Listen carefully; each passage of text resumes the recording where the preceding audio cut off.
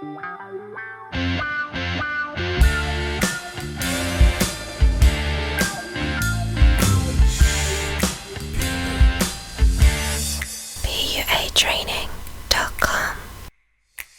Hey guys, it's Rich, and in this video I'm going to be talking about something very cool. It's outsourcing your love life to girls. And it's something that I stumbled on by accident, but I'm hoping you're going to get a lot out of it. For many years I was going out in London, and it would be a kind of sad story. It would be me and my wingman, and we'd go to the club, we'd queue up.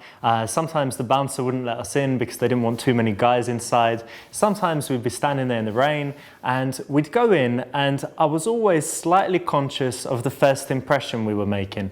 We'd be in there, two guys, prowling around, and I was always worried about how we'd look. Over the years, things changed, and now recently I started going out with girls. But it's moved to a different level because I've also started to outsource my love life.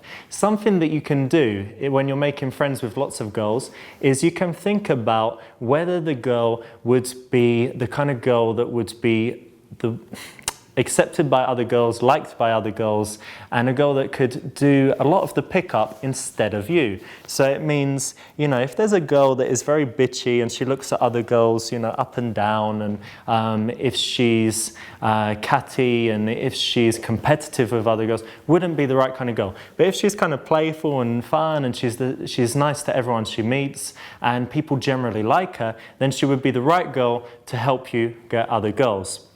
So what parts can you actually outsource?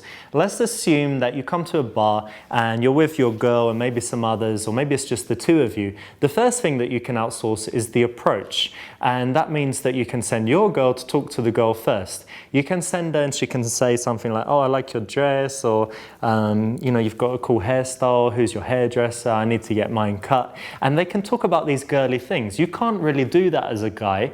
And in situations where you might get rejected some of the time, the girl should always be accepted into the interaction. So they're going to have a bit of a conversation. She could leave it there, or she could stay in there at the time and then invite this girl to meet you. So she says to the girl, who are you with? And the girl says, who she's come there with. And then she says, oh, I'm with my friend. Come and meet him, actually, really nice guy. And she introduces you at this point.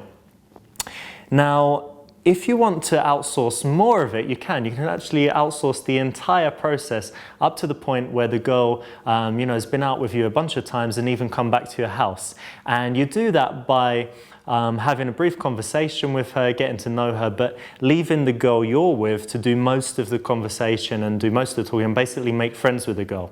The next time, she can be the one that invites her out. She can be the one that adds her on Facebook. She can be the one that texts her. And you've outsourced that difficult part of the dating situation where you've taken a number and you're trying to get that first or second date. The next thing you can do is after, a party or a club, you can have the after party at your house, and your girl can be the one that actually invites her back. So you could get to the point where you've seen a girl in a bar all the way to she's sitting in your house, and it's all been done without any effort on your side. The hardest part is finding the girl, training her, and finally making sure that she's happy.